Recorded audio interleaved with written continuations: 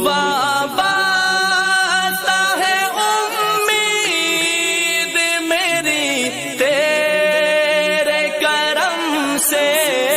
معزز سامعین کرام، پردہ نشین خواتین اسلام،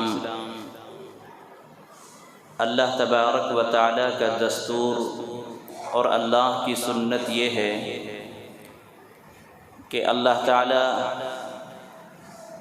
اپنے جس بندے سے خوش ہوتا ہے، جس کے عمل کو اللہ تعالیٰ پسند کر لیتا ہے، تو اس کے کام کو اور اس کے نام کو ہمیشہ ہمیش کے لیے زندہ رکھ دیتا ہے۔ اللہ تعالیٰ جس بندے سے خوش ہوتا ہے اس کے کام کو بھی ہمیشہ کے لیے زندہ رکھتا ہے اور اس کے نام کو بھی ہمیشہ کے لیے باقی رکھتا ہے۔ آنے والے زمانے میں اس کے کام کو اور اس کے نام کو لوگ یاد کرتے ہیں اور ان کاموں کو کرتے ہیں۔ انبیاء علیہم السلام کے کارناموں کو اللہ تعالیٰ نے ہمیشہ ہمیش کے لیے زندہ کر دیا اور ان کے ناموں کو ہمیشہ ہمیش کے لیے باقی رکھ دیا۔ آج دیکھ لیں کہ انبیاء علیہم السلام کے کام جو بھی تھے آج تک وہ کام ہو رہا ہے۔ ان کا کام کیا تھا؟ دوسروں کو بھلائیوں کی طرف بلانا، برائیوں سے روکنا، مظلوموں کی مدد کرنا، ظالموں کا ہاتھ پکڑنا، عدل و انصاف قائم کرنا، بندوں کو خدا کی طرف بلانا، یہ انبیاء علیہم السلام کا کام تھا۔ اللہ تعالیٰ نے انبیاء کے جانے کے بعد ان کے کاموں کو زندہ رکھا۔ آج پوری دنیا میں یہ سارا کام ہو رہا ہے اور اللہ نے ان کے ناموں کو بھی زندہ رکھا۔ آج پوری دنیا میں آپ دیکھیں کہ انبیاء علیہم السلام کے نام سے ہزاروں، لاکھوں، کروڑوں بچے دنیا میں موجود ہیں۔ اسماعیل نام کے آپ کو بچے مل جائیں گے، ابراہیم نام کے بچے مل جائیں گے، اسحاق کے نام سے بچے مل جائیں گے، یوسف اور یعقوب کے نام سے آپ کو بچے مل جائیں گے۔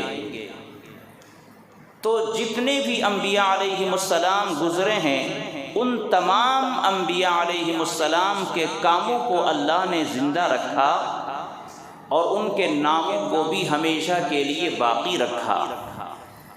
اور سب سے آخری نبی جناب محمد الرسول اللہ صلی اللہ علیہ وسلم کی بات کریں تو سب نبیوں سے جدا ہے۔ آج دنیا میں ایک ہی نبی کی بات کی جاتی ہے اور ایک ہی نبی کا چرچا ہے اور ایک ہی نبی کی نبوت باقی ہے۔ آپ کے کارنامے پوری دنیا میں باقی ہیں، آپ کا نام ہمیشہ ہمیش کے لیے باقی رکھا گیا، زندہ رکھا گیا، اور آج پوری دنیا میں محمد نام کے کروڑوں بچے مل جائیں گے۔ اسی طرح انبیاء کے بعد صحابہ کرام کا دور آتا ہے۔ صحابہ کرام نے بھی جو کام کیا اس کام کو اللہ نے باقی رکھا اور ان کے ناموں کو بھی باقی رکھا۔ تو اللہ تبارک و تعالی جس بندے کے عمل کو پسند فرما لیتا ہے ان کے کارناموں کو باقی رکھتا ہے، بلکہ جس بندے سے اللہ بہت زیادہ خوش ہوتا ہے اللہ تعالیٰ ان کاموں کو دوسرے بندوں کے لیے لازم کر دیتا ہے کہ جب تک وہ کام تم نہیں کر لو گے تمہارا کام پورا نہیں ہوگا۔ حضرت ابراہیم علیہ السلام انہی انبیاء علیہ السلام میں ایک نبی ایسے ہیں جن کے کام کو اللہ تعالیٰ نے اتنا پسند فرمایا کہ ان کے کاموں کو ہمیشہ کے لیے باقی رکھا۔ اور ایک اہم عبادت، اسلام کی بنیادیں 5 ستونوں پر ہے، 5 پلروں پر ہے۔ توحید، نماز، روزہ، زکوٰۃ اور حج۔ تو یہ حج جو عبادت ہے، حج ایسا ستون ہے، حج کے اندر جو بھی کام کیے جاتے ہیں، حج کے اندر جو بھی ارکان ہیں، وہ تمام کی تمام حضرت ابراہیم علیہ السلام کے کارنامے ہیں۔ حضرت ابراہیم علیہ السلام، آپ کی بیوی حضرت ہاجرہ علیہ السلام اور آپ کے لخت جگر حضرت اسماعیل علیہ السلام، انہی تین فیملی ممبر، انہی تین مقدس ہستیوں کی یادگاریں ہیں حج کے اندر۔ تو اللہ تعالیٰ نے حضرت ابراہیم علیہ السلام کے عمل کو، حضرت اسماعیل علیہ السلام کی قربانی کو اور حضرت ہاجرہ علیہ السلام کی استقامت کو اللہ نے اتنا پسند فرمایا کہ قیامت تک آنے والی تمام روئے زمین پر بسنے والے انسانوں کو جو حج بیت اللہ کریں گے، ان کے لیے ان ارکان کو پورا کرنا واجب قرار دے دیا۔ جب تک ان اعمال کو نہیں کریں گے، حاجی کا حج قبول نہیں ہوگا۔ تو اللہ تعالیٰ نے حضرت ابراہیم علیہ السلام، اسماعیل علیہ السلام اور حضرت ہاجرہ علیہ السلام، ان تینوں کے کارناموں کو، قربانیوں کو، مجاہدوں کو قیامت تک باقی رکھا، اور آپ کے ناموں کو بھی باقی رکھا، کاموں کو بھی باقی رکھا، ناموں کو بھی باقی رکھا، اور یہ طریقہ قیامت تک چلے گا۔ انسانوں میں ہم اور آپ، اس زمانے کی بات ہے، اگر ہم میں سے کسی نے بھی کوئی اچھا کام کیا تو انشاءاللہ آنے والی نسلیں ہمیں بھی یاد کریں گی، آنے والی نسلیں ہمارا نام یاد کریں گی، آنے والی نسلیں ہمارے کاموں کو شمار کرے گی۔ یہ اللہ کا طریقہ ہے، سنت ہے، اللہ کی یہ ذمہ داری ہے کہ جو بھی میرا نیک بندہ وَأَمَّا مَا يَنْفَعُ النَّاسَ فَيَمْكُثُ فِي الْأَرْضِ، قرآن کریم کی آیت۔ اللہ تعالیٰ نے فرمایا کہ لوگوں میں جو بھلائی کا کام کرے گا، لوگوں کو نفع پہنچائے گا، ہم ان کو زمین میں قائم کر دیں گے، باقی رکھیں گے۔ مرنے کے بعد بھی وہ باقی رہے گا، مرنے کے بعد بھی اس کا چرچا ہوگا، مرنے کے بعد بھی لوگ اس کے کارناموں کو یاد کریں گے۔ حضرت ٹیپو شہید رحمۃ اللہ علیہ اس دنیا سے گئے کتنا سال ہو گیا، ہم ٹیپو سلطان شہید رحمۃ اللہ علیہ کو یاد کرتے ہیں جب جب موقع آتا ہے۔ جنگ آزادی کی مجلس ہو، محفل ہو، جلسہ ہو، تو کوئی ایسا جلسہ نہیں ہوگا جس میں حضرت ٹیپو شہید رحمۃ اللہ علیہ کا نام نہ لیا جائے۔ نام بھی زندہ ہے، کام بھی زندہ ہے۔ وہ تو ہمارے اس صدی کی بات ہے، صحابہ کرام تو بہت دور کا زمانہ ہے۔ تو انبیاء علیہم السلام میں، صحابہ کرام میں، تابعین میں، تبع تابعین میں آپ نظر دوڑائیں گے، جس نے بھی تاریخی کام کیا اللہ نے ان کو پوری دنیا میں چمکایا، اور صرف پوری دنیا میں نہیں بلکہ ہر زمانے میں ان کا نام روشن ہوا۔ ہم اپنے آپ کو پہچانیں، ہم اپنے اسلاف کا نام لیتے ہیں، ہم اپنے اکابر کا نام لیتے ہیں۔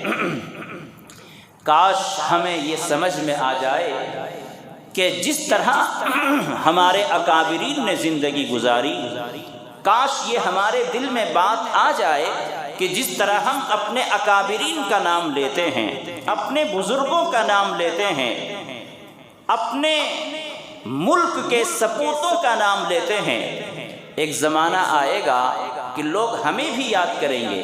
تو ہم اپنے آپ کو ایسا بنائیں کہ آنے والے زمانے میں ہماری نسلیں ہمیں بھی یاد کریں۔ ہم اپنے آپ کو ایسا بنائیں کہ جس طرح ہم اپنے اسلاف کو یاد کرتے ہیں، آنے والے زمانے میں ہمیں بھی یاد کیا جائے۔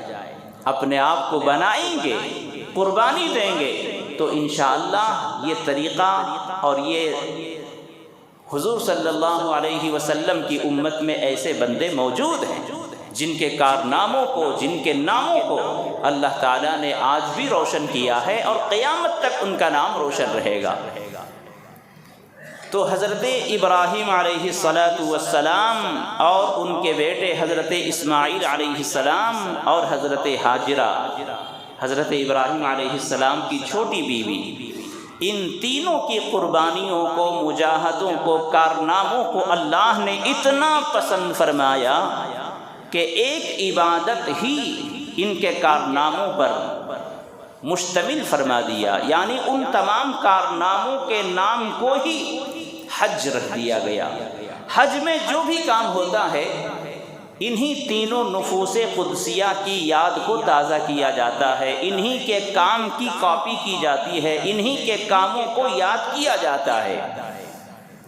اور جو کچھ بھی ہمیں وہاں نظر آ رہا ہے، بلکہ اگر یہ کہا جائے جو ہم زمزم بڑے شوق سے وہاں پیتے ہیں، اور حج کے بعد عمرے سے فارغ ہونے کے بعد جو حرم کا تحفہ ہم لاتے ہیں، یہ حضرت ابراہیم علیہ السلام اور ان کی اولاد اور ان کی بیوی، انہی ماں اور بیٹے کے نتیجے میں اللہ تعالیٰ نے یہ زمزم کا وہاں ظہور فرمایا۔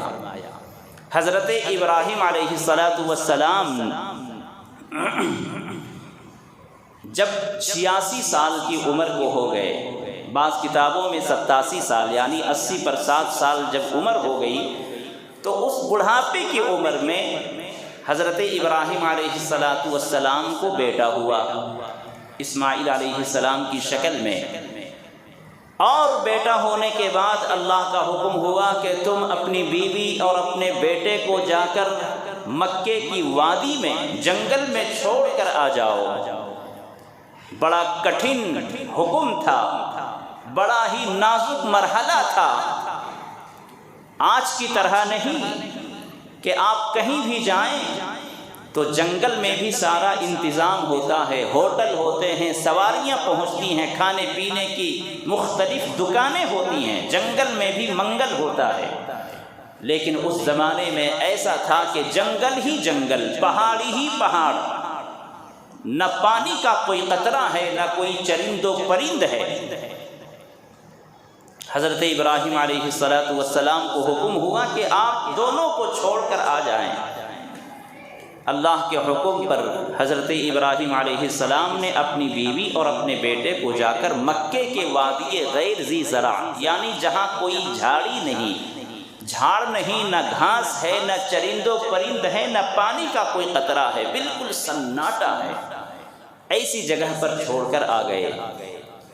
بہت بڑی قربانی ہے سب کے لیے، ایک باپ اپنے بیٹے سے جدا کر دیا جائے، ایک شوہر اپنی بیوی سے جدا کر دیا جائے، ایک بیوی اپنے شوہر سے الگ کر دی جائے، ایک باپ اپنے بیٹے سے، ایک بیٹا اپنے باپ سے جدا کر دیا جائے، بڑا نازک مرحلہ، اور وہ بھی جنگل ہو۔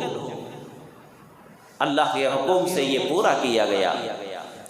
اور مفسرین نے لکھا ہے کہ جب حضرت اسماعیل علیہ السلام کی عمر 12 سال ہو گئی، حضرت ابراہیم وہاں سے جدا ہیں، بیوی اور بیٹے مکے میں ہیں، اور شوہر حضرت ابراہیم علیہ السلام یہ فلسطین میں ہیں، شام کے علاقے میں ہیں۔ اور جب حضرت ابراہیم علیہ السلام وہاں سے چھوڑ کر فلسطین میں، شام میں 12 سال رہ گئے، اور جب حضرت اسماعیل علیہ السلام کی عمر 12 سال ہو جاتی ہے، تب اللہ تعالیٰ کی طرف سے ایک آزمائش آتی ہے، ایک خواب اور ایک بشارت ہوتی ہے۔ حضرت ابراہیم علیہ السلام دیکھتے ہیں خواب میں کہ میں اپنے اس اکلوتے بیٹے کو ذبح کر رہا ہوں۔ اللہ اکبر! سوچئے کتنا سخت امتحان ہے، کتنی سخت آزمائش ہے۔ ہمارے اور آپ کے خواب میں اختیار ہوتا ہے، اگر آپ نے یہ خواب دیکھا، اچھا ہی خواب دیکھا، برے خواب پر عمل کرنا یہ ضروری نہیں بلکہ نہ عمل کرنا ضروری ہے۔ اگر آپ نے کوئی غلط خواب دیکھا تو اس پر عمل نہیں کرنا ہے، لیکن اگر کوئی اچھا بھی خواب دیکھا ہے تو ہمیں اور آپ کو اختیار ہے، چاہے عمل کریں چاہے نہ کریں۔ مثال کے طور پر آپ نے دیکھا کہ میں 10 فقیروں کو کھانا کھلا رہا ہوں، اچھا خواب ہے۔ میں مسجد یا مدرسے کے لیے 1000 روپے چندہ دے رہا ہوں، یا کوئی اور نیک کام ہے۔ آپ نے دیکھا کہ میں اپنے بکرے کو ذبح کر رہا ہوں، اچھا خواب ہے۔ تو خواب کی تعبیر بیان کرنے والے یہ کہتے ہیں کہ اگر آپ نے یہ خواب دیکھا ہے اور گنجائش ہے تو اس پر عمل کر لیں، 10 مسکینوں کو کھانا کھلا لیں، یا مسجد مدرسے میں جو آپ نے دیکھا ہے چندہ وہ دے دیں، یا اگر آپ نے بکرے کو ذبح کرتے ہوئے خواب میں دیکھا ہے تو وہ ذبح کر لیں، اگر استطاعت ہے، گنجائش ہے، لیکن لازم نہیں ہے۔ ہمارے اور آپ کے خواب میں یہ فرق ہے، ہمارے اوپر کوئی خواب میں دیکھا ہوا خواب اس کو پورا کرنا لازم نہیں، لیکن انبیاء علیہم الصلاۃ جب کوئی خواب دیکھتے ہیں تو ان کے لیے وہ لازم ہو جاتا ہے کہ اس پر عمل کریں۔ وہ اللہ کی طرف سے خواب ہوتا ہے، ان کا خواب حجت ہے۔ ہمارے خواب میں چونکہ صحیح اور غلط کا امکان ہوتا ہے، اس لیے ہمارا خواب کوئی حجت نہیں ہے۔ حجت کا مطلب کوئی دلیل نہیں ہے۔ جیسے میں نے خواب میں دیکھا کہ میں نے آپ کو 10,000 خواب میں دیا ہے، خواب میں نے دیکھا، تو کیا صبح ہم آپ سے مانگ سکتے ہیں حضرت میں نے آپ کے بارے میں خواب دیکھا ہے کہ میں نے 10,000 آپ کو دیے ہیں؟ تو ہمارا اور آپ کا خواب حجت نہیں ہے، دلیل نہیں ہے۔ اور انبیاء علیہ السلام جو خواب دیکھتے تھے وہ سچ ہوتا تھا اور حجت ہوتا تھا، ان کو لازم ہوتا کہ وہ پورا کریں۔ حضرت ابراہیم علیہ السلام نے خواب دیکھا کہ میں اپنے بیٹے کو ذبح کر رہا ہوں۔ کتنی عمر ہو گئی تھی بچے کی؟ 12 سال۔ فلما بلغ معه السعی، جب بیٹا دوڑنے کے قریب آ گیا، جب باپ کے ساتھ چلنے پھرنے اور ہاتھ بٹانے کے قریب ہو گیا، مفسرین نے 12 سال عمر لکھی ہے۔ قال یا بنی انی اری فی المنام، تو باپ نے اپنے بیٹے سے کہا کہ اے بیٹے میں نے یہ خواب دیکھا ہے۔ کیا دیکھا ہے؟ کہ میں تمہیں ذبح کر رہا ہوں۔ اللہ اکبر۔ حضرت ابراہیم علیہ السلام جس طرح اللہ کے جلیل القدر پیغمبر تھے اور اولو العزم باپ تھے، اسی طرح حضرت اسماعیل علیہ السلام بھی ارادے کے پکے تھے اور باپ کے مطیع و فرما بردار بیٹے تھے۔ انہوں نے بھی کہا کہ فانظر ماذا ترى قال یا ابت افعل ما تؤمر ستجدنی ان شاء اللہ من الصابرین۔ اے ابا، اے میرے والد، اگر آپ نے یہ خواب دیکھا ہے، فانظر ماذا ترى قال یا ابت افعل، اے میرے ابا، اے میرے والد، آپ کو جو حکم دیا گیا ہے وہ کر گزریے، انشاءاللہ میں صابرین میں سے ہوں گا۔ ستجدونی انشاءاللہ من الصابرین، انشاءاللہ آپ مجھے صبر کرنے والوں میں سے، فرما بردار بیٹوں میں سے پائیں گے۔ میں ایک بال کے برابر بھی انحراف نہیں کروں گا اور آپ کے حکم سے روگردانی نہیں کروں گا۔ یہ بیٹے کا جواب تھا۔ حضرت ابراہیم علیہ السلام 12 سال کے بعد مکے میں پہنچتے ہیں اپنی بیوی اور بچے کے پاس، اور چونکہ یہ خواب دیکھ چکے تھے تو حضرت ابراہیم علیہ السلام نے بیٹے سے کہا کہ اے بیٹے، ایک چاقو چھری لے لو اور رسی لے لو، ہم جنگل جاتے ہیں اور لکڑیاں کاٹ کر لائیں گے۔ حضرت اسماعیل علیہ السلام نے چھری لے لی اور رسی لے لی تاکہ وہ وہاں جا کر لکڑی کاٹیں۔ دل میں کچھ اور تھا، بچے کو کیسے ہم کہہ دیں اور بیوی کے سامنے ہم کیسے کہہ دیں؟ حضرت ابراہیم علیہ السلام اس بہانے سے چھری اور چاقو، چھری اور رسی، یہ دونوں باپ بیٹے لے کر نکلے۔ ادھر شیطان کو پیٹ میں درد ہوا اور اس نے سوچا کہ یہ تو بہت بڑی قربانی ہو جائے گی، اللہ کے نزدیک ان دونوں باپ بیٹے کا مقام بہت زیادہ بڑھ جائے گا۔ فوراً اس نے حضرت حاجرہ علیہ السلام کے پاس ملعون شیطان آیا اور کہا کہ اے بی بی حاجرہ، آپ کو پتہ ہے کہ آپ کے شوہر اور آپ کے بیٹے کہاں گئے؟ تو حاجرہ علیہ السلام نے فرمایا کہ ہاں مجھے پتہ ہے، وہ جنگل گئے ہیں اور لکڑی کاٹ کر لانے کے لیے گئے ہیں۔ تو کہا کہ نہیں، آپ کو پتہ نہیں ہے، آپ کے شوہر اور آپ کے بیٹے دونوں گئے ہیں، آپ کے شوہر اپنے بیٹے کو قتل کریں گے، ذبح کریں گے، اس لیے وہ دونوں گئے ہیں۔ تو حضرت حاجرہ علیہ السلام نے کہا بھاگ مردود، کوئی عقل مند آدمی اپنے بیٹے کا قتل کرے گا؟ تو اس شیطان نے کہا کہ ہاں ایسا ہی ہونے والا ہے، آپ کے شوہر نے کوئی خواب دیکھا ہے اور اسی خواب کے نتیجے میں وہ اپنے بیٹے کو ذبح کریں گے، قتل کریں گے۔ تو حضرت حاجرہ علیہ السلام کا جواب سنیں، آج ہم اپنی اولاد کا نام حاجرہ رکھتے ہیں، لیکن ہمارا ایمان کہاں چلا گیا؟ ہمارے گھروں میں ہماری مستورات کا ایمان کہاں چلا گیا؟ ہم اپنے دل و دماغ کو کس کے حوالے کر دیے؟ حضرت حاجرہ علیہ السلام نے فرمایا کہ اے شیطان ملعون، اگر اللہ کی طرف سے ان کو حکم ہوا ہے تو پھر اللہ کے حکم سے وہ اس میرے بیٹے کو قتل کر دیں، ذبح کر دیں، مجھے کوئی ملال نہیں، بلکہ افسوس یہ ہے کہ وہی ایک بیٹا ہے، کئی بیٹے ہوتے اور قربان کر دیتے تب بھی مجھے کوئی افسوس نہیں ہوتا۔ اللہ کے حکم سے وہ ہو رہا ہے، اللہ نے جان دی ہے، اللہ نے ہی وہ بچہ مجھے دیا ہے، اس اللہ نے اگر مطالبہ کر لیا ہے تو مجھے کوئی فکر کی بات نہیں ہے۔ حضرت حاجرہ علیہ السلام کو پہلے بہکانے کی کوشش کی، لیکن حضرت حاجرہ علیہ السلام نے ایسا منہ توڑ جواب دیا کہ شیطان وہاں سے مایوس ہو گیا، اور اب اس نے سوچا کہ اب آخری حربہ بھی استعمال کر لیں۔ چنانچہ شیطان، ابھی باپ بیٹے دونوں جا رہے ہیں، شیطان جا کر راستے میں ابراہیم علیہ السلام کے سامنے شکل بدل کر کھڑا ہو گیا، اور شیطان نے سوال کیا کہ اے آدمی، اے بزرگ، آپ کہاں جا رہے ہو؟ تو حضرت ابراہیم علیہ السلام نے کہا کہ میں جا رہا ہوں اللہ کے حکم کو پورا کرنے کے لیے، اپنے بیٹے کو ذبح کرنے کے لیے۔ تو شیطان نے کہا کہ عجیب سی بات ہے، آپ نے ایک خواب دیکھا ہے اور اپنے بیٹے کو ذبح کر دیں گے؟ آپ کو پتہ نہیں ہے کہ آدم کے 2 بیٹوں نے جو پہلا قتل ہوا تھا، قابیل نے جو قتل کیا تھا، وہ آپ کو پتہ نہیں ہے؟ پہلے قتل کا خطرناک نتیجہ اور قیامت تک جو آنے والی نسلیں آپس میں ایک دوسرے کا قتل کریں گی کسی بھی وجہ سے، ان تمام قتل کا گناہ قابل کے سر جائے گا، آپ کو پتہ نہیں ہے؟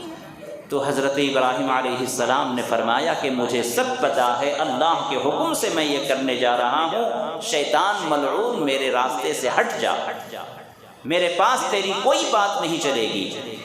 تو 3 جگہ پر شیطان نے حضرت ابراہیم علیہ السلام کو بہکانے کی کوشش کی، اور تینوں جگہ پر حضرت ابراہیم علیہ السلام نے اس کو منہ توڑ جواب دیا، اور تینوں جگہ پر انہوں نے 7 کنکریاں شیطان کو ماری تھی، جس کو کہتے ہیں رمی جمرات۔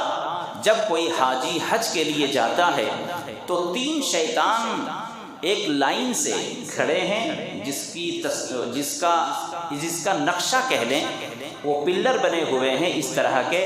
شیطان کو اللہ کے رسول حضرت ابراہیم علیہ السلام نے جب کنکریاں ماری تو وہ وہیں جل کر ختم ہو گیا، اور ایک اس طرح سے وہ شکل کی طرح سے بن گیا، اور وہ آج تک اور قیامت تک وہ پلر کی شکل میں وہاں ہے۔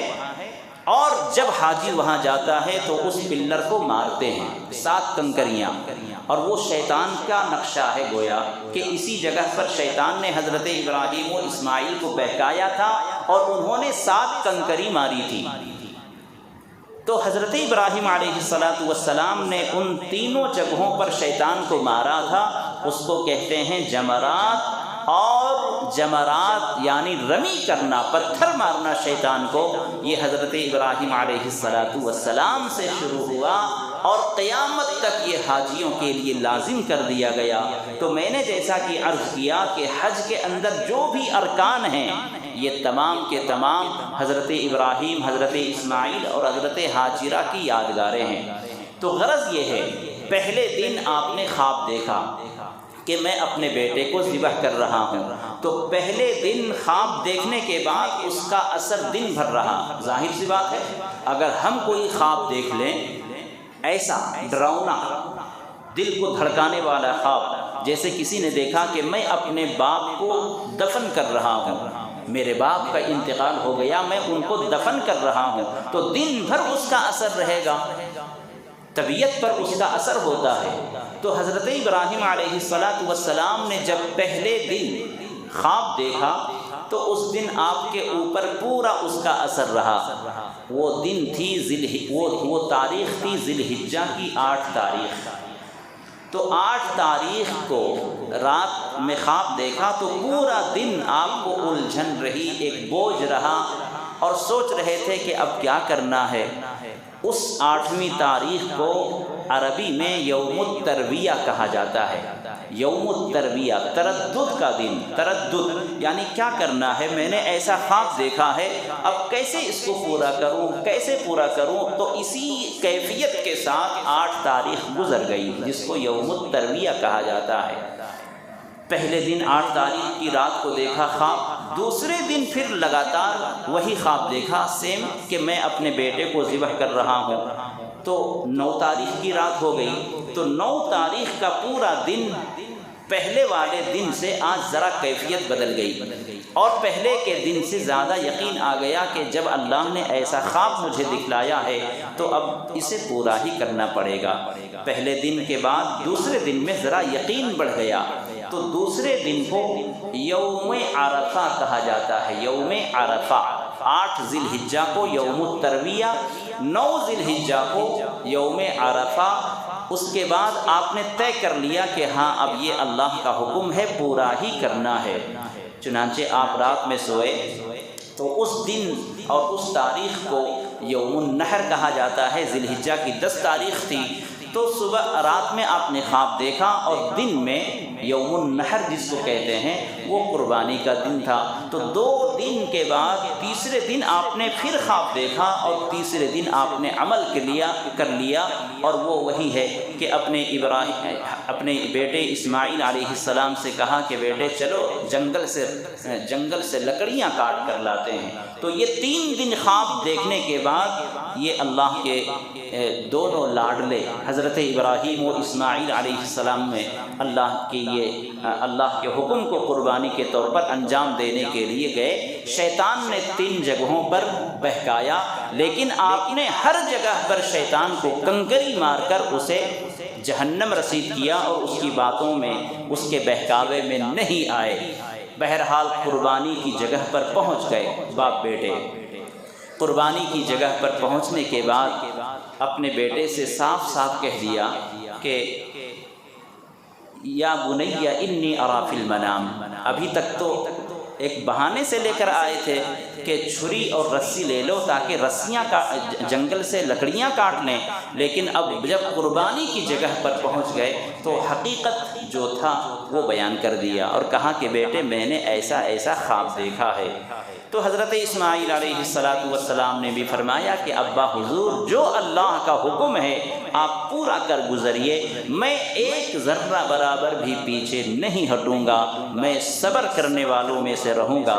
حضرت ابراہیم علیہ السلام بہت خوش ہوئے کہ الحمدللہ یہ عمل میرے بیٹے کی طرف سے کسی بھی طرح سے رکاوٹ میں نہیں آئے گا، اور اس کو اللہ کے لیے میں سر انجام دوں گا۔ حضرت اسماعیل علیہ السلام نے فرمایا کہ اے ابا حضور، آپ اس قربانی سے پہلے میری 3 باتیں آپ عمل کر لیں، قربانی سے پہلے آپ میری 3 باتوں پر عمل کر لیں۔ حضرت ابراہیم علیہ السلام سوچنے لگے کہ پتہ نہیں بیٹے کی طرف سے کیا شرط ہوگی اور کیا مطالبہ ہوگا۔ حضرت ابراہیم علیہ السلام نے فرمایا کہ بیٹے بولو کیا بات ہے۔ حضرت اسماعیل علیہ السلام نے فرمایا کہ سب سے پہلی بات تو یہ ہے ابا حضور کہ آپ میری آنکھوں پر پٹی باندھیں یا اپنی آنکھوں پر پٹی باندھیں، تاکہ ایسا نہ ہو کہ قربانی کے وقت میں میری نگاہ آپ پر پڑ جائے یا آپ کی نگاہ میرے اوپر پڑ جائے اور یہ قربانی والا عمل نہ ہو سکے۔ ظاہر سی بات ہے کہ باپ بیٹے کی نظر ٹکرائے گی تو محبت جوش مارے گی، باپ کی محبت بیٹے کی محبت آپس میں ٹکرائے گی اور اللہ کے حکم میں خلل ہوگا، تو آپ آنکھوں پر پٹی باندھ دیں تاکہ آپ کے اوپر نگاہ نہ جا سکے اور قربانی جلدی ہو سکے۔ ایک بات یہ، دوسری بات یہ ہے ابا حضور کہ آپ میرے پاؤں وغیرہ کو باندھ دیں، ہاتھ پیر کو باندھ دیں، اس لیے کہ اگر قربانی ہوگی، چھری چلے گی تو میرے پاؤں ہاتھ ہلیں گے اور آپ کو خون کا چھیٹا پڑے گا، آپ کے کپڑے گندے ہوں گے، اس لیے آپ میرے ہاتھ پیر کو باندھ دیں۔ میرے دوستو، یہ باتیں قرآن کی باتیں ہیں، کوئی قصہ کہانی کی بات نہیں ہے۔ آج باپ کو رلانے والا کوئی اور نہیں، اس کا بیٹا ہوتا ہے۔ باپ کے دل کو توڑنے والا کوئی غیر نہیں، اس کا بیٹا ہوتا ہے۔ یہاں باپ بیٹے کے درمیان جو محبت ہے، جو اطاعت و فرما برداری ہے، وہ دیکھ کر فرشتے بھی دنگ رہ گئے تھے۔ اور تیسری بات یہ کہی کہ اے ابا حضور، جب آپ اس عمل سے فارغ ہو جائیں تو آپ میرے خون میں لت پت میرے جبے کو، میرے کرتے کو، میرے کپڑے کو میری امی کے حوالے کر دیں تاکہ وہ کبھی کبھی دیکھ کر اپنے دل کو تسلی دے سکیں، اپنے دل کو خوش کر سکیں کہ میرے بیٹے کی قربانی اللہ نے قبول کر لی ہے۔ یہ تین باتیں ہو گئیں، اور چوتھی بات یہ بھی کہی کہ ابا حضور آپ اپنی چھری کو تیز کر لیں تاکہ کسی طرح کی رکاوٹ نہ ہو۔ اللہ اکبر! حضرت ابراہیم علیہ السلام نے چاروں باتوں پر عمل کیا۔ دنیا کی ساری مخلوقات، فرشتوں کی ساری اور آسمانی مخلوقات اس منظر کو دیکھ کر حیران تھے۔ یا اللہ، باپ بیٹے یہ کون سا عمل کرنے جا رہے ہیں؟ باپ اپنے بیٹے کی حلقوم پر، گلے پر چھری چلائیں گے، کیسا وہ ہوگا منظر؟ حضرت ابراہیم علیہ السلام چھری لے کر بالکل تیار ہیں، اور جیسی ہی چھری چلائی ہے حضرت جبریل علیہ السلام نے وہ منظر کو دیکھ کر اللہ اکبر کہا، اور اس آواز کو سن کر حضرت اسماعیل علیہ السلام نے بھی کہا لا الہ الا اللہ۔ بیٹے کی آواز کو سن کر پھر باپ نے، حضرت ابراہیم نے فرمایا اللہ اکبر وللہ الحمد۔ تو یہ جو کلمے ہوئے اللہ اکبر، لا الہ الا اللہ، واللہ اکبر وللہ الحمد، اس کا نام ہے تکبیر تشریق۔ یہ تین شخصیات کے کلموں کا مجموعہ ہے، تین شخصیات نے اس کو پڑھا ہے، حضرت جبریل علیہ السلام، اس کے بعد حضرت اسماعیل علیہ السلام، اس کے بعد حضرت ابراہیم علیہ السلام۔ ان تینوں حضرات نے جو پڑھا تھا، اللہ تعالیٰ نے اس کو تکبیر تشریق کا نام دے کر ذی الحجہ کی 9 تاریخ کی فجر سے 13 ذی الحجہ کی عصر تک پڑھنا ہر فرض نماز کے بعد مرد کے لیے بلند آواز سے واجب کر دیا ہے۔ تو میرے دوستو، حضرت ابراہیم علیہ السلام کی یہ عمل اور یہ کارنامہ اور آپ کی قربانی اللہ تعالیٰ نے اتنا پسند کیا کہ تمام نمازیوں کے لیے جو فرض نماز پڑھیں گے ان کے لیے لازم ہے کہ اس تاریخ کو یاد کر کے، اس لمحے کو یاد کر کے، ان کی قربانیوں کو یاد کر کے یہ کلمات پڑھیں، اور یہ واجب ہے ایک مرتبہ پڑھنا۔ حضرت ابراہیم علیہ السلام چھری چلا رہے ہیں، لیکن چھری بھی مردار ہو چکی ہے، چھری بھی مردہ ہو چکی ہے۔ ابھی تک چھری کا یہ کام تھا کہ وہ حضرت ابراہیم وہ جس چیز پر چلے اس کو کاٹ دے۔ چھری کا کام کیا ہے؟ جس پر وہ چلے کاٹ دے، لیکن وہ کاٹنا بھی اللہ کے قبضے میں ہے۔ اللہ کی طرف سے حکم ہوا کہ اے چھری، تیرا اگر کام تھا کاٹنا تو آج میرا حکم ہے کہ نہ کاٹنا۔ چنانچہ وہ چھری چلتی رہی، لیکن حضرت اسماعیل علیہ السلام کی گردن کیا ایک بال بھی نہ کٹا۔ جب وہ کئی مرتبہ چلائے اور جب نہیں کٹی گردن، اللہ کی طرف سے حکم ہوا کہ اے ابراہیم خلیل، میرے دوست، میرے خلیل ابراہیم، جو میں نے چاہا تھا وہ تو نے کر دیا۔ میں تجھے امتحان لینا چاہتا تھا، تجھے آزمانا چاہتا تھا، تو نے وہ پورا کر دیا ہے۔ اب تجھے بیٹے کی قربانی کی ضرورت نہیں ہے، جنت سے ہم تمہارے لیے ایک میڑھا بھیجتے ہیں، ایک بکرا بھیجتے ہیں، اس کی قربانی ہوگی۔ حضرت جبریل علیہ السلام نے جنت کا میڑھا لایا، بکرا لایا، اور اسماعیل علیہ السلام کی جگہ پر ان کو لٹایا، اور چھری اس بکرے پر چلی اور وہ ذبح ہوا۔ یہاں تک واقعہ بیان کرنے کے بعد مفسرین فرماتے ہیں کہ یہ اللہ کی کتنی مہربانی ہے، اللہ کا فضل ہے کہ اسماعیل علیہ السلام کی گردن نہیں کٹی۔ اگر گردن کٹی ہوتی تو ہر صاحب نصاب پر ہر سال قربانی میں ایک انسان کی قربانی دینا پڑ جاتا۔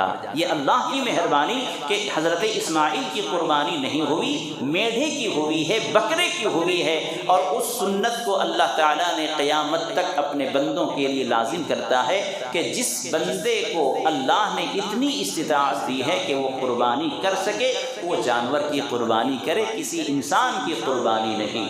بہرحال میرے دوستو، حج کے اندر جو ارکان ہیں وہ تمام کے تمام ارکان حضرت ابراہیم، اسماعیل اور حضرت ہاجرہ کی قربانیوں کا عملی نمونہ ہے، ان کی یادیں ہیں۔ تو معلوم یہ ہوا کہ جب بندہ اللہ کے لیے کوئی کام کرتا ہے، اللہ ان کے کام کو بھی باقی رکھتا ہے، ان کے نام کو بھی زندہ رکھتا ہے۔ اور یہ قربانی اسی ابراہیم و اسماعیل علیہ السلام کی قربانی کی یادگار ہے۔ اللہ کے رسول صلی اللہ علیہ وسلم سے پوچھا صحابہ نے کہ اے اللہ کے رسول، ہم یہ جو قربانی کرتے ہیں یہ کیا چیز ہے؟ تو اللہ کے رسول نے فرمایا، ہی سنت ابیکم ابراہیم، یہ تمہارے باپ ابراہیم علیہ السلام کی سنت ہے، ان کا طریقہ ہے۔ تو جو ہم قربانی کرتے ہیں یہ آج کی چیز نہیں، حضرت ابراہیم علیہ السلام موحد اعظم کی، ہم سب کے دادا پردادا والد، ان کی قربانی یہ ان کی سنت ہے، لہذا ہر صاحب نصاب کو چاہیے کہ وہ قربانی کریں۔ آخری بات، ذی الحجہ کی آج پہلی تاریخ ہے۔ اللہ کے رسول صلی اللہ علیہ وسلم نے فرمایا کہ ذی الحجہ کے شروع کے جو 10 دن ہیں، 10 دن کہا جاتا ہے لیکن پورے 10 دن نہیں، آخری دن جس دن قربانی ہوگی وہ چھوڑ دیں، باقی یہ 9 دن شروع کے، آج پہلا دن ہے اور قربانی سے پہلے 9ویں تاریخ تک ہر دن کی جو عمل ہے، عبادت ہے، اللہ کے نزدیک بہت زیادہ اس کا ثواب ہے۔ اللہ کے رسول صلی اللہ علیہ وسلم نے فرمایا کہ عشرہ ذی الحجہ میں ہر دن کا روزہ سال بھر کے روزے کے برابر ہے، یعنی ابھی آپ 9 دن لگاتار روزے رکھ سکتے ہیں اور ایک روزے کا ثواب ایک سال کے برابر اس کا ثواب ملے گا۔ اور رات میں اگر کوئی نفل نماز پڑھتا ہے تو شب قدر میں جاگنے کی طرح اسے ثواب ملے گا۔ اللہ اکبر، ہم اس سے غافل ہیں۔ ہم شب برات کے روزے کے بارے میں تو کوشش کرتے ہیں لیکن اس روزے سے ہم غافل ہیں۔ ماشاءاللہ بہت سارے لوگ رکھتے ہوں گے لیکن اکثر مسلمان ان 10 دنوں کے 9 دنوں کے روزے سے غافل ہیں۔ اس کا ثواب اللہ کے رسول نے فرمایا کہ عشرہ ذی الحجہ کے ایک دن کا روزہ ایک سال کے برابر، اور رات کی نفل کی نماز کا ثواب شب قدر میں عبادت کے برابر ہے، اور عرفہ کا روزہ یعنی 9ویں تاریخ جس دن قربانی ہوگی اس سے ایک دن اول، اس دن کے روزے کے بارے میں اللہ کے رسول نے فرمایا، صیام یوم عرفۃ احتسب علی اللہ ان یکفر السنۃ التي قبلہ والسنۃ التي بعدہ، کہ اگر کوئی عرفہ کا روزہ رکھتا ہے یوم عرفہ کا تو اللہ کی ذات سے ہمیں امید ہے کہ اس کا ایک روزہ ایک سال پچھلے اور ایک سال بعد کے گناہوں کے لیے کفارہ بنے گا۔ ایک روزے کا ثواب اتنا ہے۔ تو بہرحال جو حضرات روزہ رکھنا چاہیں یہ پورے 9 دن کے روزے رکھیں، انشاءاللہ بہت ثواب ہے۔ اور اللہ کے رسول نے فرمایا کہ عشرہ ذی الحجہ میں ان 9 دنوں میں اللہ کو اتنی عبادت پسند ہے کہ بقیہ دنوں میں اتنی عبادت پسند نہیں. ان دنوں کی عبادت اللہ کو بہت پسند ہے. اور آخری دن کی جو عبادت ہے یعنی قربانی والا عمل 10 تاریخ کو جو عبادت ہوگی یعنی 10 جولائی اتوار کا دن پڑے گا.